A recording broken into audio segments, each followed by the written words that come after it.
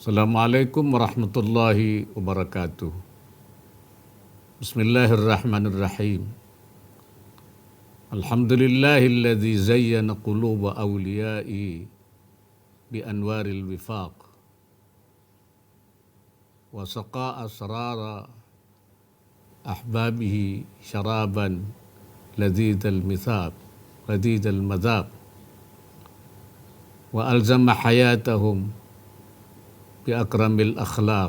Allahumma salli ala sayyidina Muhammadin al-Fatih lima ughliq wal khatam lima sabaq nasiril haqq bil haqq wal hadi ila siratikal mustaqim wa ala alihi haqqa qadrihi wa bimiqdarihil azim.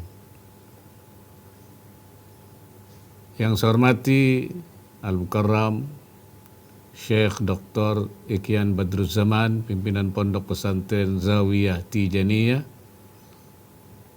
Al-Mukarram Syekh Dr.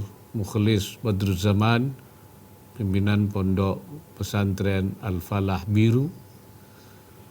Al-Mukarram Syekh Abu Jumhur Badruzzaman, pimpinan Pondok Pesantren Al-Istiqamah. Para muqaddam dan para peserta haul rahimakumullah.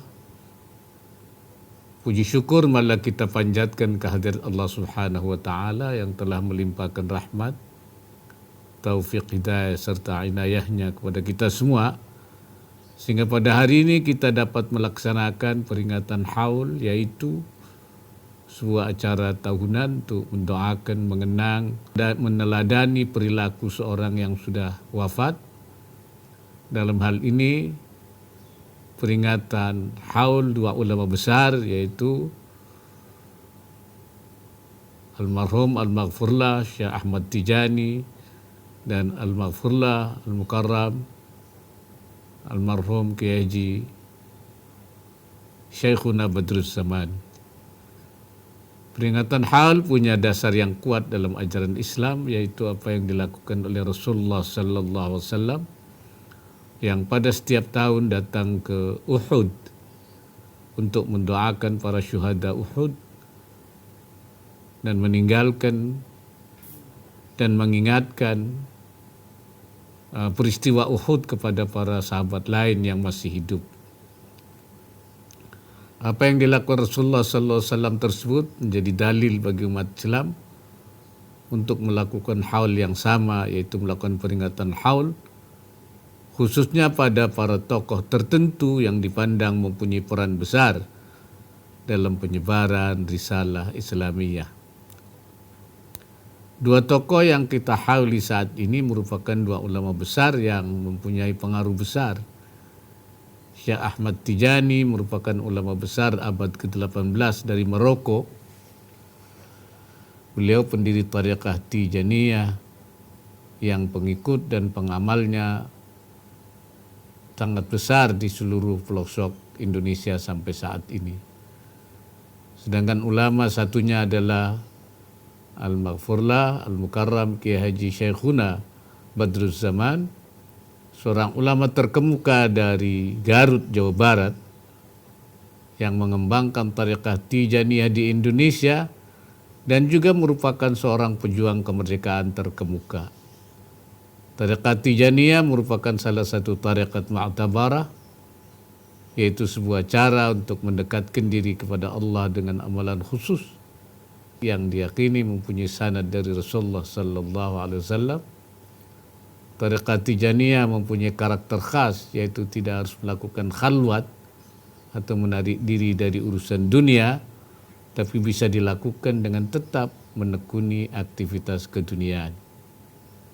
Dalam Tariqah Tijaniyah, amalan khusus dilakukan dengan membersihkan hati agar senantiasa dekat dengan Allah Subhanahu wa taala melalui zikir yang wajib dilantunkan setiap pagi dan petang, zikir lazimah, zikir yang sangat dianjurkan setiap hari, zikir fadilah, dan zikir yang dilakukan setiap hari Jumat, yaitu zikir hailalah.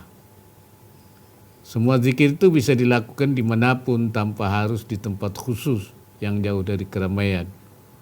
Karena itulah tarekat Tijaniyah ini banyak penganut dan pengamalnya sampai saat ini dengan berbagai latar belakang profesi. Tarekat Tijaniyah ini juga banyak penganut dan pengamalnya di Indonesia. Di antara tokoh yang mengembangkan tarekat ini di Indonesia adalah Al-Maghfurlah Al-Mukarram Kiai Haji Syekhuna Badruz Zaman. Beliau merupakan seorang ulama besar di Garut, Jawa Barat, sekaligus pejuang kemerdekaan terkemuka. Dengan pengaruh yang dimiliki, beliau memimpin Hizbullah dalam pejuang melawan penjajah dan mempertahankan kemerdekaan. Beliau yang bertugas sebagai pengambil sumpah saat pelantikan Presiden Indonesia pertama. Sebagai umumnya para ulama di Indonesia menjadi epicentrum perlawanan terhadap kaum penjajah, Al-Maghfurlah Al-Mukarram Kiai Haji Syekhuna Badruz Zaman juga melakukan hal yang serupa. Dengan pemahaman dan semangat keagamaan, beliau menggelorakan perlawanan pada penjajah dan sekaligus menanamkan pada santri dan umat Islam agar memiliki jiwa cinta tanah air. Apa yang beliau lakukan mempunyai landasan keagamaan yang kuat, yaitu hadis Rasulullah sallallahu alaihi wasallam yang diriwayatkan oleh Imam Bukhari. Kana Rasulullah sallallahu alaihi wasallam idza qadima min safarin fa absara darajatil Madinah awda'a naqatahu wa in kanat dabbatan harrakaha. Rawahul Bukhari. Dari sahabat Anas radhiyallahu an, ia berkata, Rasulullah sallallahu alaihi wasallam jika datang dari bepergian kemudian melihat dataran tinggi Madinah, beliau mempercepat jalan untanya dan bila menunggang hewan lain, beliau memacunya. Al-Imam Abu Hajar Al-Asqalani dalam kitab Fathul Bari ala Syarhil Bukhari menafsiri hadis di atas sebagai berikut. Wa fil hadits dilalatun ala fadlil Madinah wa ala masyru'iyyati hubbil watan wal hanini ilaihi. Hadis di atas menjadi dalil dua hal, yaitu keutamaan Madinah dan dianjurkannya mencintai tanah air dan merindukannya. Oleh karena itu tidak heran jika para ulama yang memiliki sanad keilmuan yang lurus akan memiliki jiwa-jiwa cinta tanah air yang sangat tinggi.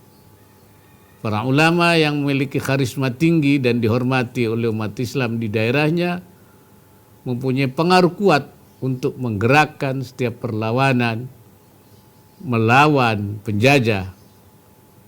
Fatwa dari ulama menjadi faktor penting tumbuhnya jiwa pantang menyerah di antara para laskar pejuang.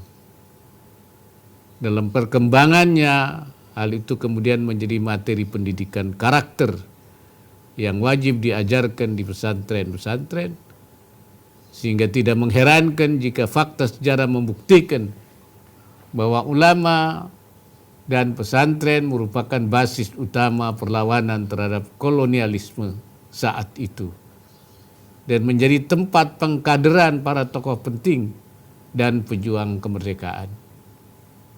Dalam kesempatan yang baik ini kita patut meneladani apa yang telah dicontohkan oleh para ulama terdahulu, khususnya tokoh yang saat ini kita hauli, yaitu Al-Maghfurlah Kiai Haji Syekhuna Badruz Zaman, bahwa semangat keagamaan ghirah diniyah harus dipadukan dan diselaraskan dengan semangat cinta tanah air, itu ghirah wataniyah.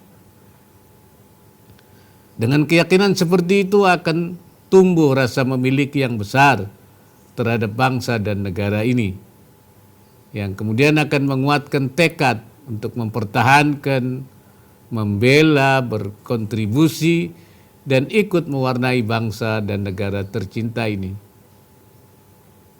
Dalam konteks saat ini, manifestasi ghirah diniyah dan ghirah wataniyah semestinya dicurahkan pada upaya mengisi kemerdekaan yang merupakan hasil perjuangan para pejuang kemerdekaan, termasuk Al-Maghfurlah, Al-Mukarram, Kiai Haji Syekhuna Badruzzaman, antara lain dengan membangun kesejahteraan, membebaskan keterbelakangan, kemiskinan, dan ketidakadilan. Untuk itu kita semua umat Islam, khususnya para santri, wajib mengambil bagian dan memberikan kontribusi sesuai kemampuan yang dimiliki. Hal ini merupakan manifestasi yang nyata dalam meneruskan perjuangan yang telah dirintis oleh para ulama pejuang terdahulu. Saya juga mengharapkan pesantren mengambil peran sentral dalam menggerakkan semangat cinta tanah air, di samping sebagai tempat mencetak al-mutafaqqihina fiddin. Dengan demikian, kita dapat menjaga kesinambungan semangat ghirah diniyah dan ghirah wataniyah dari seluruh umat Islam Indonesia, seperti yang dicontohkan oleh Al-Maghfurlah, Al-Mukarram, Kiai Haji Syekhuna Badruzzaman, dan para ulama pejuang lainnya. Demikianlah sambutan saya.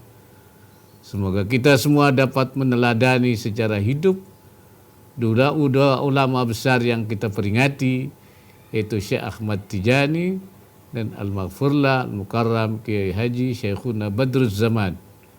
Semoga dengan amal kebaikan dan karamah yang dimiliki mereka berdua menyebabkan kita dianugerahi keselamatan hidup di dunia dan di akhirat kelak.